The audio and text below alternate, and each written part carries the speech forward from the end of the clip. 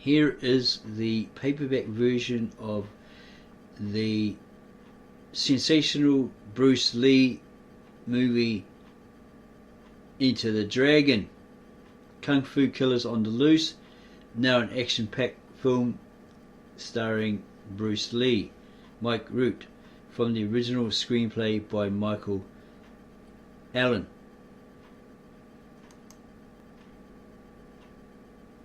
Enter the Dragon. Join or die. Join Han's sinister army out to conquer the world, or die at the hands of the brutal Kung Fu Killers. Lee had to make the choice, knowing full well the evil he had to combat either way. It was a menace to all that the world called honourable, and a savage struggle to the death.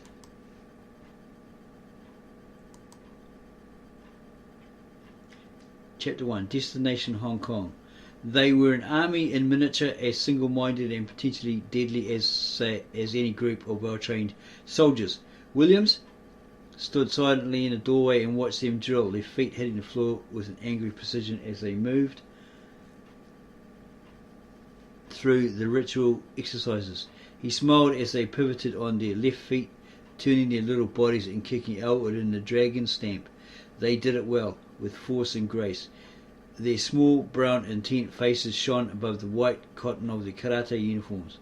Without hesitation, the children thrust and kicked, stamped and blocked in unison, following the moves of the tall, powerful black man who led them through the drill.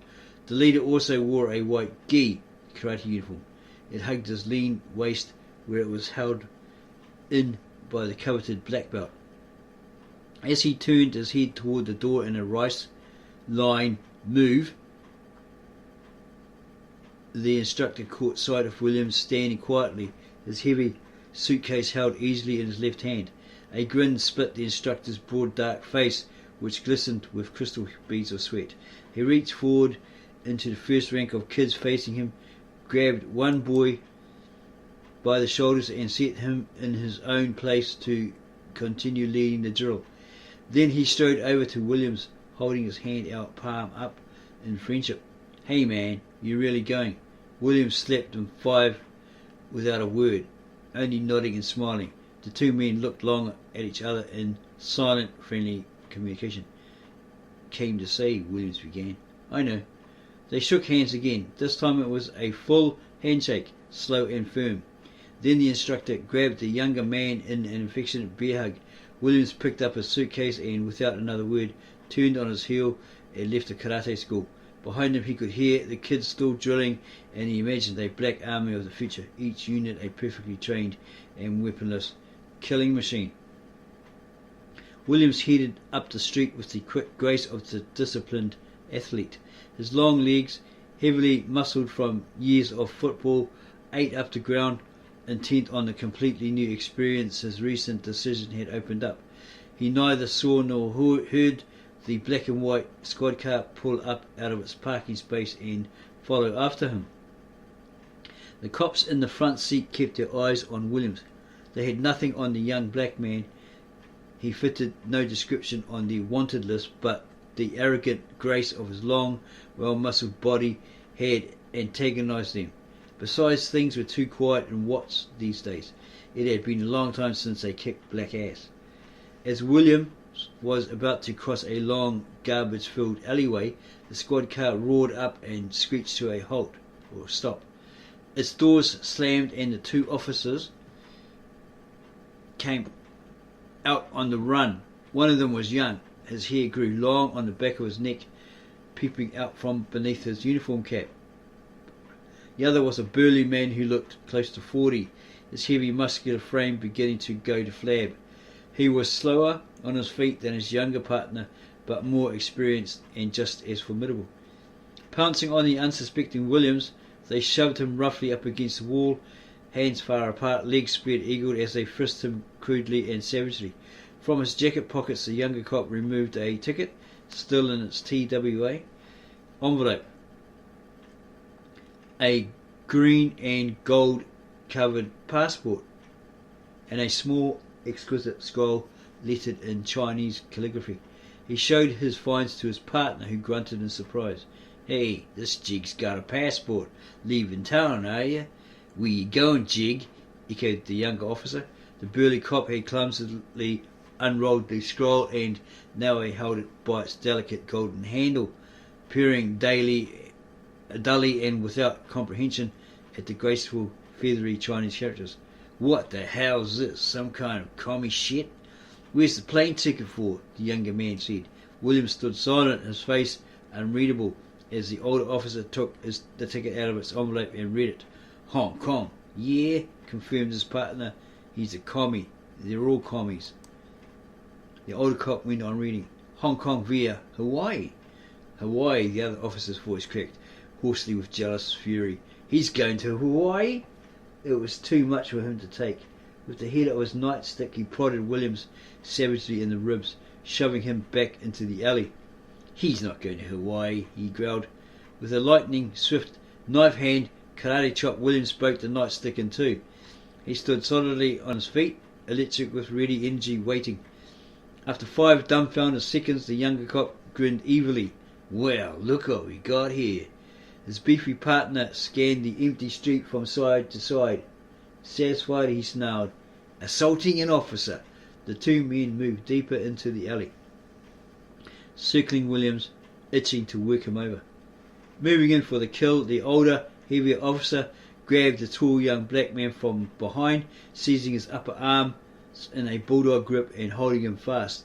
In front of Williams, the younger cop held him by the collar of his nylon windbreaker and drew his right arm back to deliver a cruel punch to Williams' face.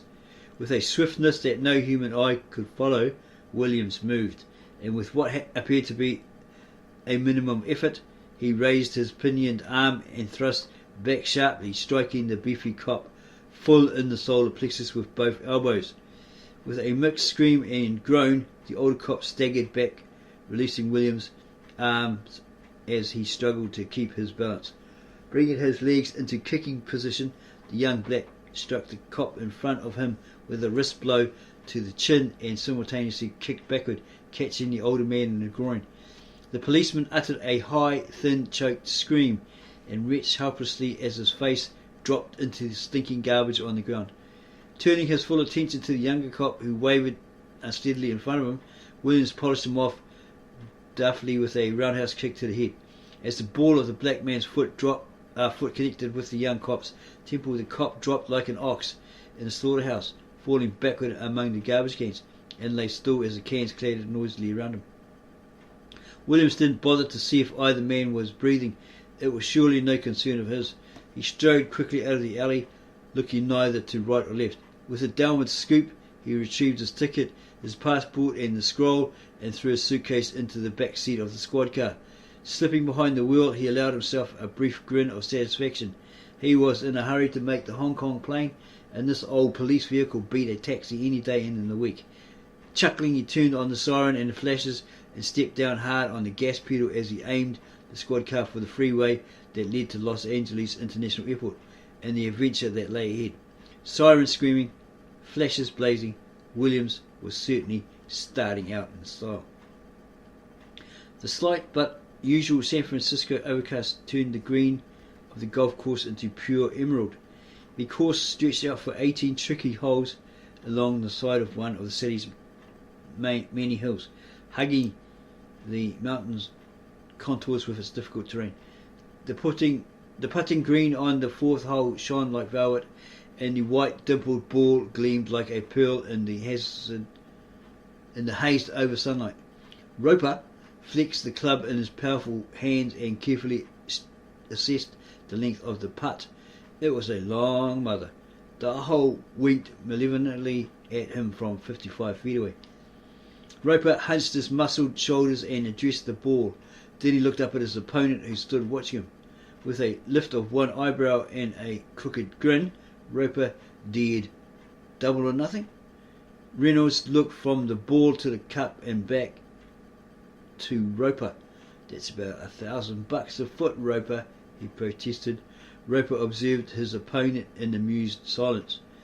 A tall man in his early 30s with a handsome face, distinguished by a heavy forward-thrusting jaw and large liquid eyes framed by curling lashes. Roper's true beauty was his body, He was slim-waisted and narrow-hipped and carried his weight in his heavy, broad shoulders and large chest, and in his powerful forearms and wrists. He wore an expensive cotton golfing shirt that clung, revealing to his muscled torso. There wasn't an extra ounce of flesh on Roper's perfectly conditioned body. Reynolds made up his mind about the wager. Why not? He shrugged. Roper bent to putt. The ball, driven by just an ounce too much of thrust, went long, rolling past the hole with a whisper. Smiling carelessly, down $30,000. Roper walked forward to pick up his ball. By the next two holes he had picked up a couple of strokes, but he could see that it wasn't going to be one of his better days. He was not in perfect control of the ball, for his mind was distracted by the prospect of the adventure that had been held out to him. He barely glanced at the girl on the front seat of the brightly canopied electric golf cart as he pulled the driving iron out of his golf bag next to her. The girl was beautiful. All Roper's secretaries were beautiful, and all fulfilled a double function. This newest one was a brunette, which was rare for Roper, who usually preferred blondes, but her breasts were so enticing and movements of her long tan legs so intriguing that Roper could forgive her anything, even the dark hair that hung almost to her waist. As he hefted the driver in his hands, testing its weight, Roper heard the ring of the cart's mobile telephone. He shrugged and turned away. Jill would get it. What else was she there for? I'm sorry, Mr. Roper isn't in right now, he heard her say sweetly. May I take a message? He teed up. Then with a powerful swing of shoulders, arms and wrists, he drove the ball high in the air, off the fairway and into the clump of trees that was the hazard of this hole. Muttering curses under his breath, Roper stalked off the course to find his ball and determine how to play it.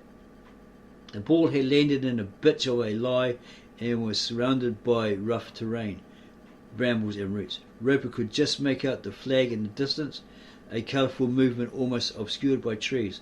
As he kicked away some stones in the ball's path and crouched down to get a worm's eye view of the difficulties, a crackling in the bushes behind him sent him springing to his feet in a single agile bound. 3 men in black suits stood around him, their faces expressionless. Their bulk and the grim purpose in their eyes made words needless. Tough shot, Mr. Roper, said one of the men, with no real sympathy. Roper smiled. One eyebrow shot up toward his hairline. Excuse me, gentlemen, he said cordially. He turned to the ball again, frowning in concentration. I don't think he can make it, the man persisted. Roper looked up. His eyes, without blinking, took in the gun in the hand of one of the black-suited mobsters. What are you, bet? He asked, grinning. The leader shook his head in wonderment. Smiling in spite of himself, he said to the other two, You gotta love him. Then to Roper, Come on, Roper. 175 big ones were due on Monday the 15th. Today is Thursday already. The 18th, Roper. Roper's grin widened charmingly. It's only 150, he protested mildly. You're forgetting the interest. Interest? Roper's brow shot up. Freddie never lays interest on a pal. Freddie said to tell you it's strictly business from now on. The stocky leader nodded almost imperceptibly to the other two, who took a couple of steps closer to Roper, tightening the circle. You take advantage, Roper, the leader cautioned, a threat in his gruff voice. Roper offered them a dazzling smile and closed one of his eyes in a boyish wink. I'd better talk to Freddie. Freddie don't want to talk to you. He knows he can't say no to you, which is why he sent us. Roper laid a well-manicured hand on his heart. Come on, fellas, he said. It's the dough, Roper, or we got to break something. The mobster interrupted. It was evident that they weren't really angry. This was nothing personal, just taking care of business. Somehow they made it scarier. Roper spread his hands wide, palms up, shrugging gracefully. He opened his mouth to speak, but the mob leader held up a swarthy, hairy hand in a preventative gesture, cutting off the younger man's words. You got it, Roper? It was a question of the minute. Roper didn't reply. What could he say? Well, the mobster shrugged in apology. He was sorry, but breaking something was simply routine, and he wanted to let Roper understand there was no hard feelings. The other two closed in fast. Freddie says this for your own good, Roper. He says it hurts him more than it hurts you. The three men had reached Roper by now, two at the front of him and the gunman to his rear. Without taking his eyes off the first two mobsters, Roper ducked his head and snapped his left leg straight behind him in a back kick to the gunman's abdomen. With a gasp of anguish, the mobster collapsed. The gun fell from his helpless fingers onto the grass. In the same movement, Roper's head, generating an unbelievable concentration of power, drove relentlessly into the leader's belly, sending him staggering backwards in agony. Then the fun began. As the third man's eyes opened wide in incredulous terror, Roper leaped high in the air, kicking out his foot to catch the third mobster full in the face. Roper looked around him, assessing the damage. He was the only one left standing, but the leader was struggling to get to his knees. He was tougher than Roper had supposed. Reflectively, almost gently, Roper executed a neat high kick that brought his foot into hard contact with the other man's apple. It polished him off, and he joined his fallen cohorts already writhing on the grass. Roper turned his attention once again to more serious matters. Biting his lower lip in concentration, he made a few calculations in his head, then swung his driver. The ball sailed out of the trees as though shot from a gun and landed beautifully on the green. Smiling in satisfaction, Roper left the disaster area, littered with moaning, shattered bodies, and stepped through the bushes to the fairway. The cart was waiting, with Jill sitting pert and high-breasted under the canvas canopy. The image of secretarial efficiency. Well, the image of something. "Listen," said Roper, "you'd better confirm that flight to Hong Kong for me. What have I got in the bank?" $583.14. Jill was good at numbers, every kind of number. "It's all yours," said Roper, with a casual wave of his hand. "You're going to need it," Jill protested. Roper selected his putter from the heavy golf bag in the cart and winked at the girl. "Want a bet?" 2. Inside the Shaolin Temple. The humidity penetrated even the Mercedes air conditioning and curled like a sidewinder through the closed windows of the limousine. His back upright against the leather upholstery, Braithwaite felt his discomfort grow with every mile that swept past. His twill trousers, carefully pressed by a Chinese servant that very morning, clung damply to his ample thighs in front and to the leather of the seat behind. Wide circles of perspiration left dark stains on his regulation bush jacket, yet it would never have occurred to Braithwaite to unbutton his jacket and take it off. It simply wasn't done, not when a chap was representing Her Majesty in one of the far-flung outposts of Britain's dwindling empire. So Braithwaite sat, his jacket buttoned up to his club tie, and sweated. Ahead of him, all Braithwaite could see was the impassive brown neck of the Chinese chauffeur. Damn him! There wasn't a drop of sweat on that bloody neck. Annoyed, the Englishman turned his attention to the side window and watched the lush countryside around Hong Kong flow by. A moving series of green hills, fertile fields, and rice paddies planted in terraced rows. Almost every acre of the lovely land was under cultivation. Peasants, men and women both, were watering their crops in the heat of the day. They bent under the load of water buckets suspended from their shoulders by heavy wooden yokes. Other workers hoed weeds or led fat, sleepy water buffalo by the harnesses. Everywhere, obese pigs grasped for roots, grunting happily. But Braithwaite was unconscious of the bucolic beauty of the countryside. He searched anxiously for landmarks that would tell him his destination had been reached. Suddenly he leaned forward and tapped the shoulder of his chauffeur smartly. The driver, with a nod, pulled over to the side of the road, gliding up almost silently beside an aged farmer. Braithwaite touched a button in the window of the Mercedes, lowered automatically. "I'm looking for the Shaolin Temple," Braithwaite said to the old man. "It's supposed to be around here." The peasant stared blankly at the heavy Englishman in the large shiny automobile. Feet bare, the trousers of his faded blue cotton suit rolled up to his knees, he presented a picture of China that hadn't changed in centuries. He pushed his straw coolie's hat back on his forehead, and the furrows in his brow deepened. It was obvious that he couldn't understand a word of English.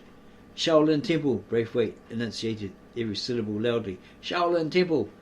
And clearly, raising his voice to a near shout. It was a time-honoured method of dealing with foreigners, and for centuries it had kept the British from having to learn bothersome second languages. This time it worked again. The old man grinned, showing the blackened stumps of a half-dozen teeth spaced widely in his ancient jaws. He nodded his head with vigorous glee. A cracked and blackened finger pointed down and across the road.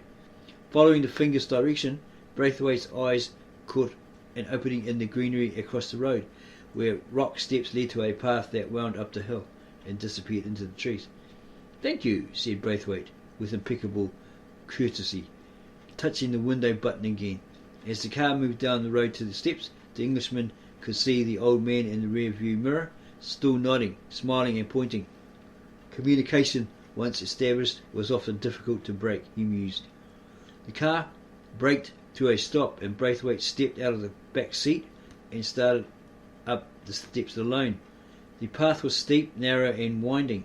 The Englishman followed it with some difficulty, and with a shortening of breath. This bloody foreign climate he would never get used to.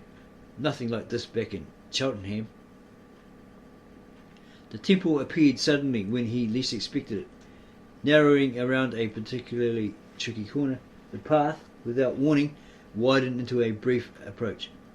The gleaming red tiles and gilded cornices of the high pagoda roof took Braithwaite's breath away.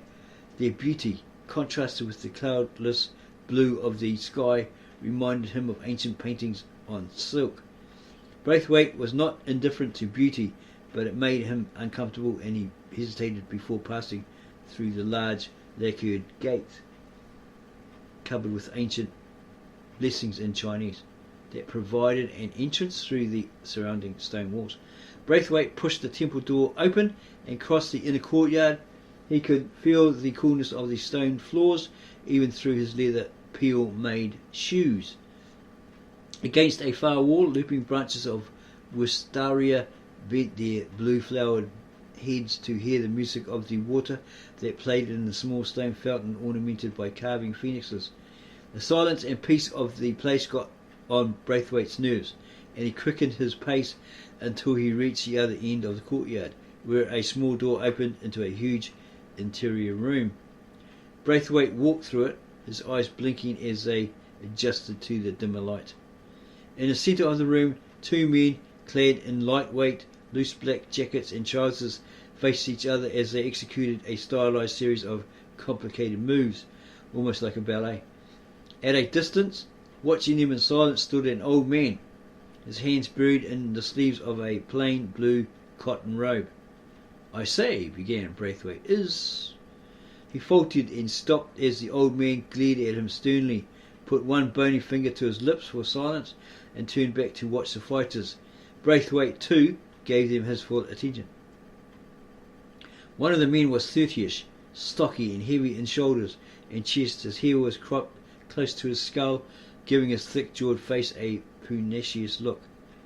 The other man was slightly taller and much lighter in build. He was slim as a boy, but had well-developed shoulders and forearms and broad pectoral muscles.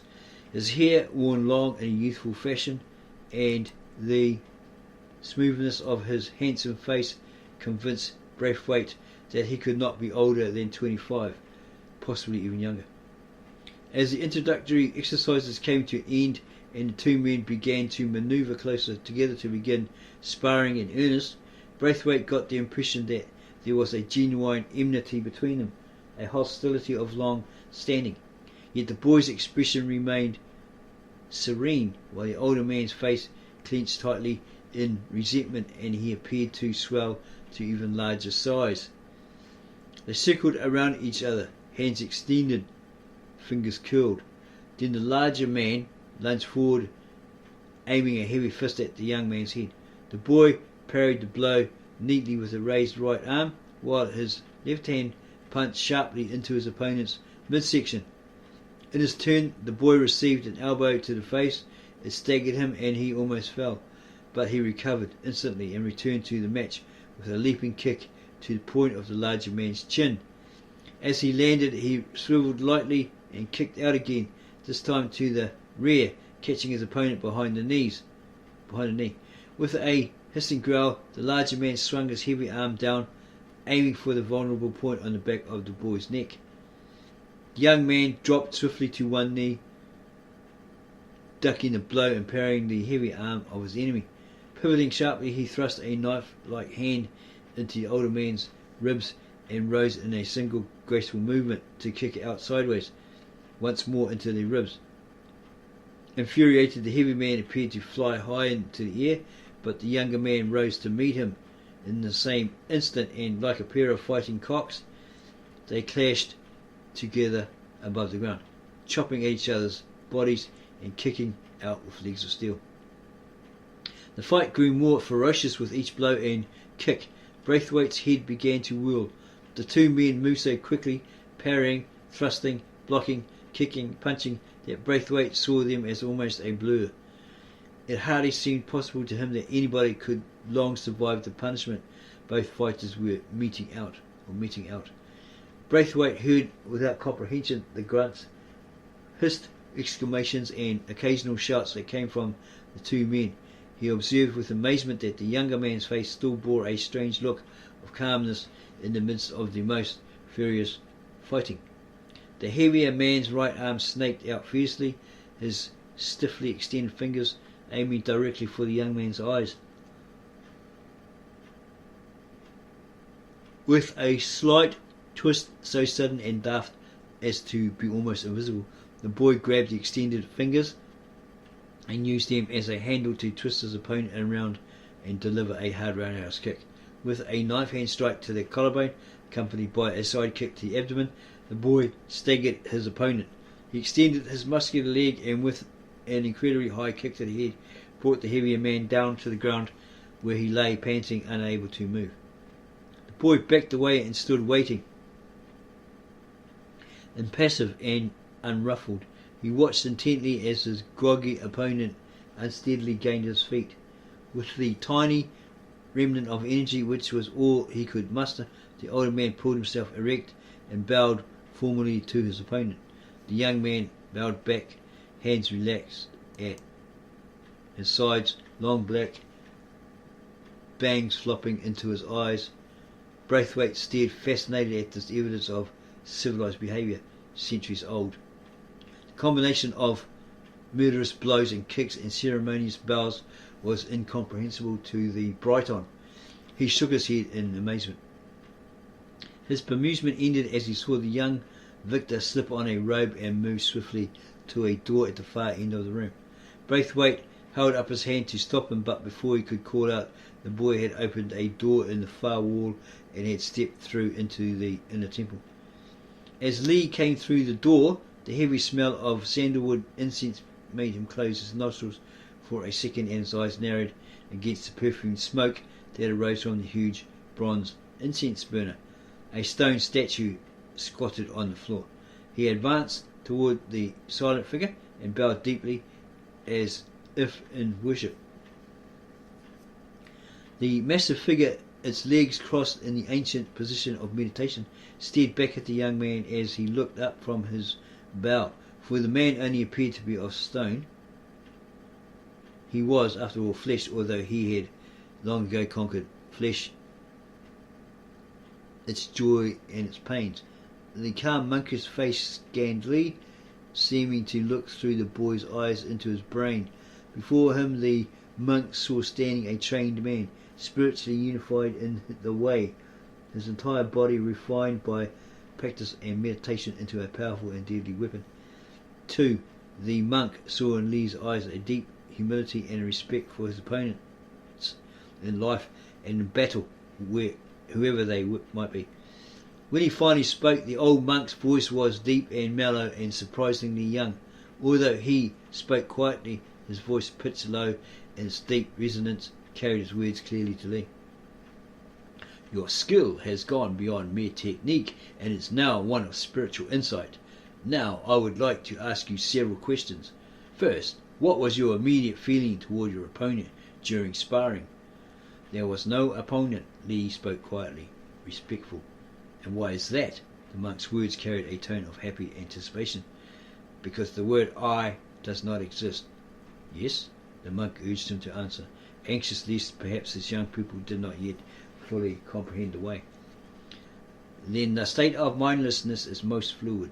One does not become tense, but ready, not thinking, yet not dreaming, not being rigidly set, but flexible, ready for whatever might come. When the opponent expands, I contract, and when he contracts, I expand. And when there is an opportunity, I do not hit.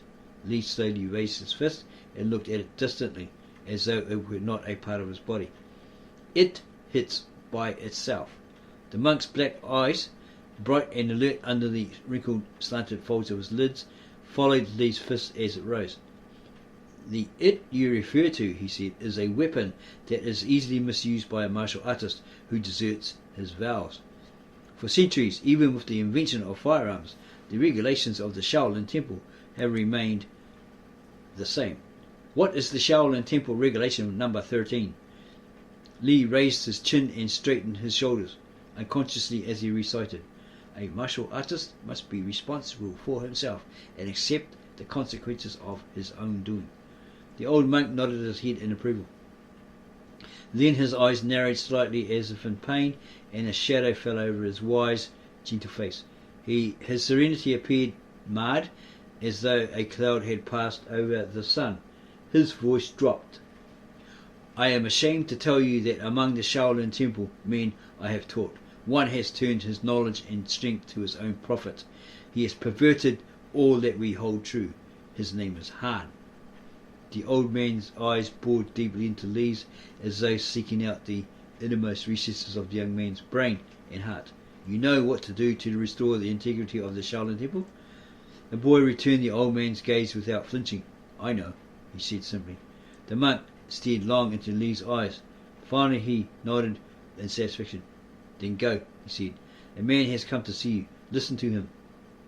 He bowed to show that the conversation had ended, then sat upright once more, a stone man, no longer one of flesh. Troubled, Lee turned and went, walking slowly and shutting the door behind him without a sound. The smell of sandalwood clung to his hair and to the black cotton of his kung fu uniform. Lee looked for Braithwaite in the garden near his own house in the temple grounds, and there he found him. As he opened the small gate in the surrounding wall, he could see the Englishman pacing. The beauty and lushness of the incredible fertile garden was lost on Braithwaite, but it struck Lee afresh and made him pause in appreciation, as it always did. Flowers grew in curved borders at the foot of the graceful willow trees, which bowed their long fringed heads down as though to drink in the blossoms' perfume. Jasmine scented the air, and peach trees shook their heavy blooms in the heat haze, casting patches of shade on the jade grass. The wall almost disappeared under its lovely burden of bougainvillea, which sprawled over the stones like a crowd of lazy cats. At the end of the path, through the garden, stood a stately traditional house with its doors hospitably ajar. As Lee entered the path, Braithwaite looked up from his pacing and moved forward to intercept him. Hello, Mr. Lee. My name is Braithwaite. Lee shook the proffered hand but kept walking. Mr. Braithwaite, he acknowledged cordially, gesturing the older man toward a table that sat surrounded by rattan chairs under a large shady tree. As they walked, Lee dried himself fastidiously with a towel, removing the sweat of his exertions. They sat, and the Englishman turned to the young Chinese with an air of urgency. I've come to speak to you about a matter of great importance, he began. Lee merely nodded and smiled as the old man, who had watched the fight, came up to the table with a lacquered tray. Tea, Mr. Braithwaite, he invited. The old man placed 2 fragile porcelain cups,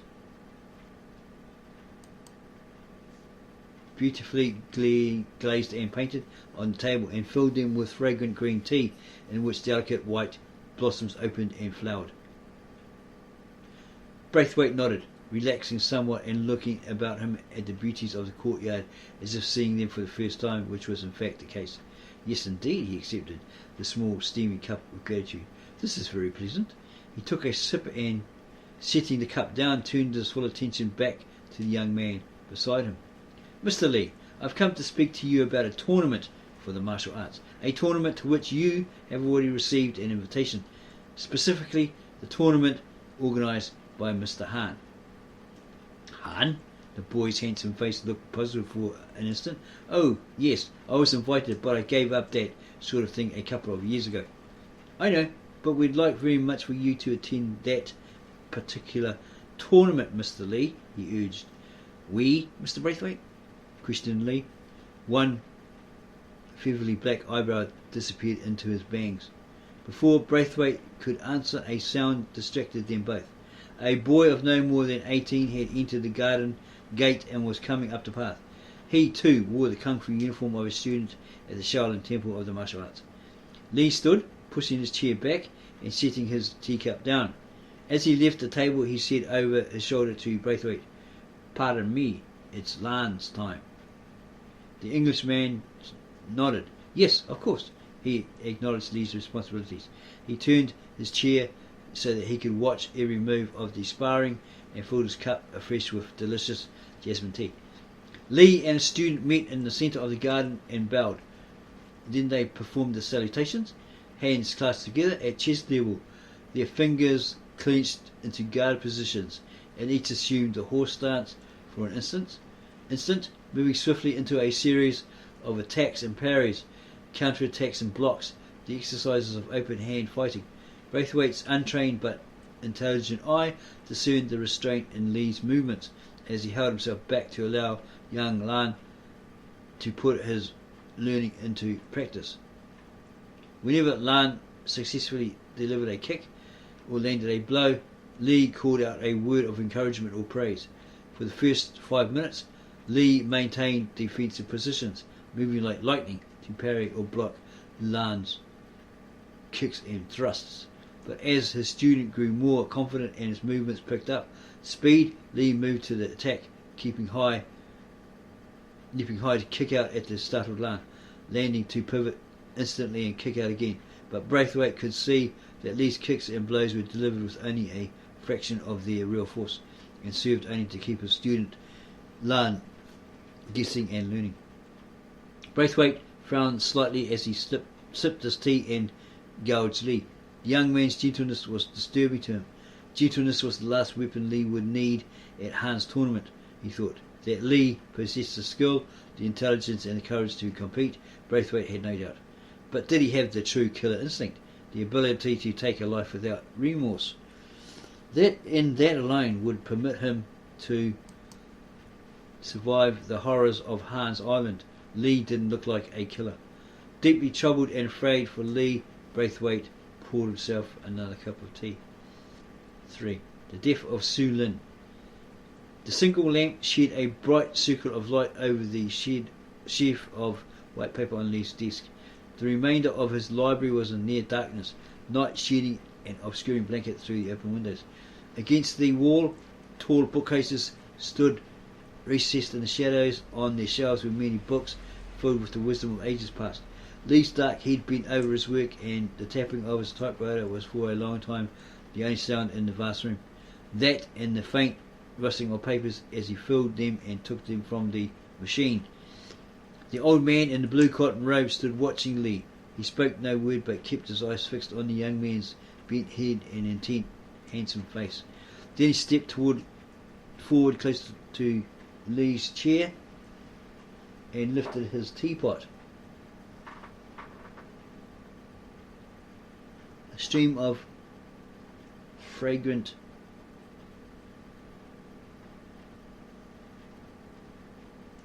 tea hissed hotly into Lee's cup. The sound of liquid flowing into the porcelain cup broke the young man's concentration. He looked at the cup, then peered up over his black-rimmed glasses at the old man's face, stretching his cramped shoulder muscles. He leaned back in his chair, fixing his fingers. Smiling, curious, he wondered at the old man's quiet hesitation. Normally the old fellow behaved with more assurance. "How is it going?" the old man asked. "Very well," Lee said. "Are you nearly finished?" Lee nodded. "Soon," he said. "Will you read it before I send it off?" As always. A pause followed in which Lee studied the old man, trying to read the meaning behind his hesitation and the lines of worry on his face. If ever the old man had been considered a servant, those years were long past. As counsellor, confidant and protector of the Lee family, he had served many years, first with the boy's mother and father, and later as guardian of the children. He had known young Lee since the moment of his birth and had given him devotion for a quarter of a century. There was deep love and a mutual respect between them. Now Lee sensed something wrong, something he couldn't identify. "Would you like to read it now?" he offered. "Not now, when it is finished." Lee took a deep breath and removed his glasses, placing them on the desk before him. He looked directly into his old friend's eyes. "Then it is something else that you want to speak of." The old man cast down his eyes, closing them off from Lee's searching gaze. "It is a very difficult thing," he began. "I can tell," Lee said quietly and encouragingly. The old man looked up suddenly and met Lee's eyes.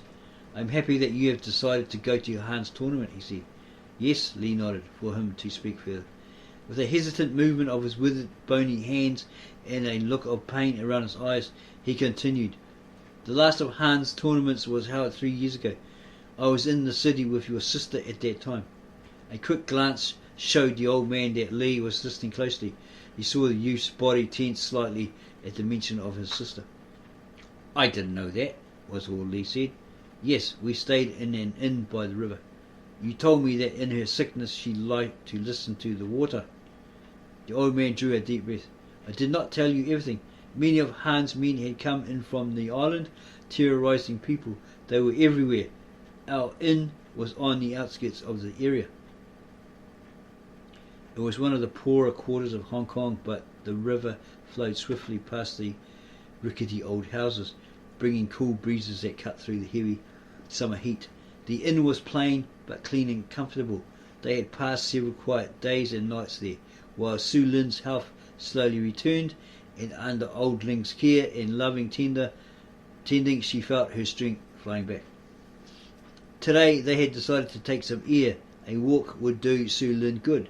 They stepped out together, the small, thin, pale girl and the old man who loved her as a father. The day was fine, and they smiled at the river traffic that backed up and bumped together noisily, with splashes from the river and curses from the boatmen.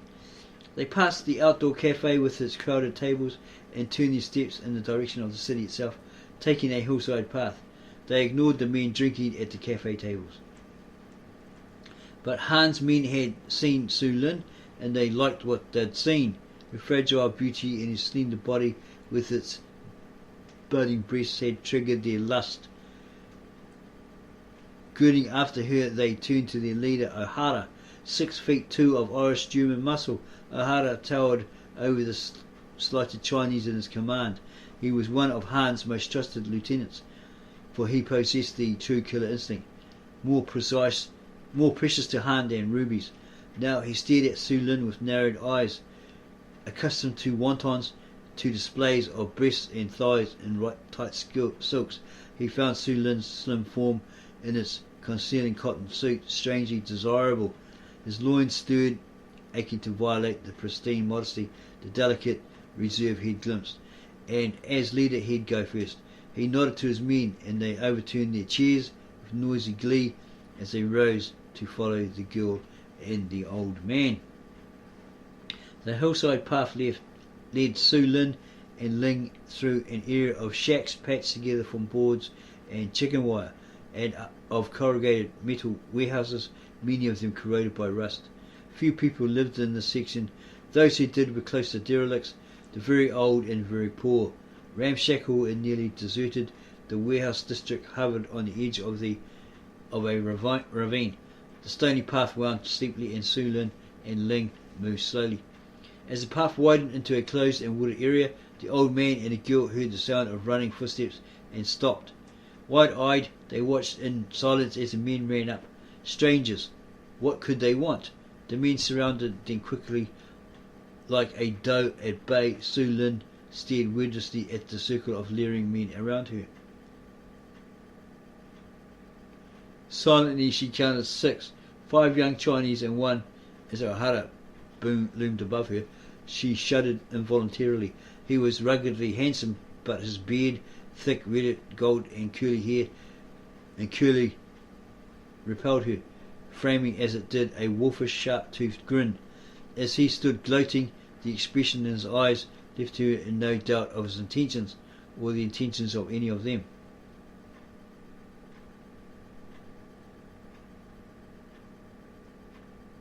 Ignoring the old man, they stood in a circle around the girl, laughing and shouting coarse jokes.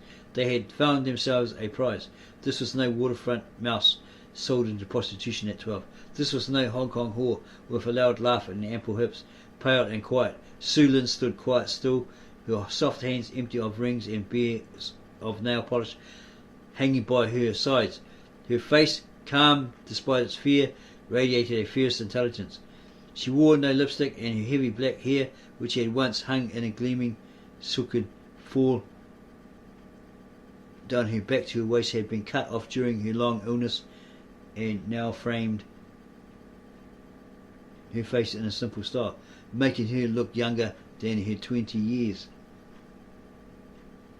She was obviously a virgin, something Han's men hadn't seen for as long as they could remember. She bore a striking resemblance to her older brother, but they didn't know that, nor would they have cared.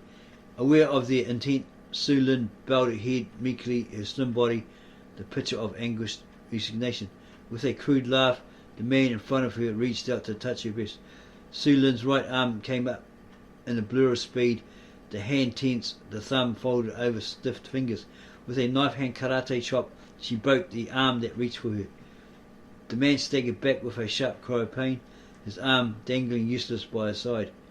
O'Hara laughed in evil joy and took a giant step towards Su Lin. He didn't see the flash of the knife as it tumbled from its hiding place in a girl's sleeve. The only flash he saw was the one in front of his eyes as the long blade lashed open his left cheek from forehead to chin, missing his eye by the merest fraction of an inch. O'Hara clapped his hand to his face with a shouted curse, staring in disbelief at the blood that welled through his fingers and poured down his jacket in crimson splashes. He stood numbly by as the other 4 men closed in. Old Ling moved in quickly to help Su Lin, but a savage kick to his collarbone sent him sprawling in pain. The 4 Chinese circled around the girl wearily, looking for an opening to attack. With a loud cry, one of them dashed forward at her, fist clenched to strike. Su Lin blocked him with her left arm, while her right she drove the hilt of the knife full into his mouth. She could hear the sound of his jaw breaking as broken teeth and dark blood gushed from the man's crushed mouth and nose. Whirling around at a cry of rage behind her, Su Lin pivoted on her left foot, swinging her right leg around in a side kick to the head of her opponent. As her foot connected, a roundhouse kick by the third attacker sent her knife flying from her hand. Weaponless, the girl dodged and fainted and broke free, running hard along the hillside path, hearing heavy footsteps pounding angrily along behind her. As her longer legs and greater strength brought her attackers level with her, Su Lin turned to fight again. A jumping frontal kick carried her high into the air and she came down kicking and slashing. Her foot caught the collarbone of one of her attackers and sent him screaming to the ground. But as she landed, one of the other Chinese attacked her from behind, karate chopping at the back of her girl's slender neck. The blow glanced off onto her shoulder as she dodged. Nevertheless, Su Lin felt its agonizing power and staggered, nearly falling. Shifting and feinting again, she broke and ran farther along the path, only to turn and fight once more as her attackers, now merciless in their rage, caught up with her and battled to kill her. Kicking, thrusting, chopping and slashing, Su Lin fought for her life, but she felt her strength ebbing. The long illness from which she had not quite recovered had sapped much of her vitality. She was slowing down. For every kick and every blow she dealt, she now received 2 from the frustrated killers. Desperate, she looked for an escape, her head turning frantically, her eyes searching. At the cracked window of an ancient tin-roofed hut, Su Lin could see an old woman watching the fight with mingled fear and delight. Breaking free of her attackers, she ran towards a hut for help, but the old woman slammed the door on the bruised and bleeding girl, whose clothes were now in rags. Her attackers close on her heels. Su Lin ran for the open door of an abandoned warehouse, a deer pursued by ravenous killer dogs. She managed to make it inside and slammed the door shut only an eye blink before the killers got to it. With a haste born of desperation, she picked up a board and bolted the door with it. Panting, exhausted, she looked around hurriedly for an escape. A few rickety wooden steps led to an overhead loft. Frantically she ran toward them. The loud sound of breaking glass stopped her in her tracks, and she whirled. An empty barrel came smashing through the grime-covered window, making a large hole in the glass. Two of her attackers leaped through, right into her path. Gasping for breath, she turned to run the other way, only to meet a shower of broken glass as a huge crate came hurtling through another window. Shards of glass glittered in the half-light, littering the dusty warehouse floor. Three men stepped slowly through the broken window frame. Su Lin froze. Behind her, O'Hara, the giant coming through the first window, completed the circle. The man stood in silence around the helpless girl. Her eyes widened as she looked at them, one after another. Blood still trickled from the smashed face of one of her attackers. Another stood with his broken right arm hanging useless. All were torn, bruised and bleeding, victims of Su Lin's well-trained hands and feet. All had murder in their eyes. Reluctantly, Su Lin turned her large eyes to O'Hara, to his mutilated face smeared with blood. In his eyes she read the inevitability of her fate, brutal rape and slow torment, to be followed by savage torture and death. Dropping quickly to her knees, Su Lin picked up a long, razor-sharp blade of glass. With her last reserves of strength, she plunged it deep into her belly, twisting the glass into her entrails as her face crumpled in agony. She fell to her knees with a stifled moan, then forward to her full length upon the filthy warehouse floor.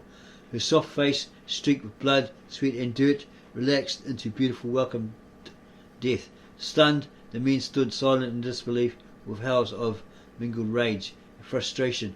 They ran from the warehouse.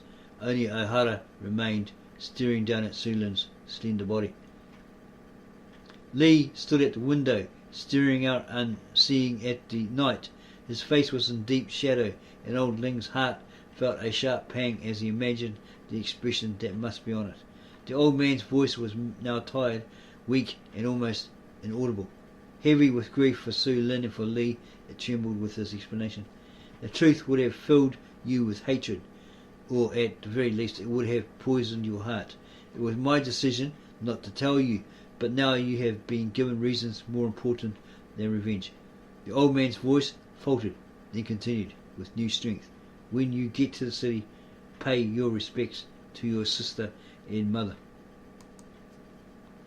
Lee stepped away from the window and walked over to his desk. He gathered up his notes and straightened the pages gently with his fingers. In the light of the desk lamp, Ling could see the tear streaks shining on the young man's cheeks.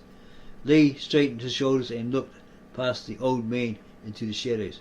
There was new tension at the corners of his mouth, a narrow vertical line between his dark brows.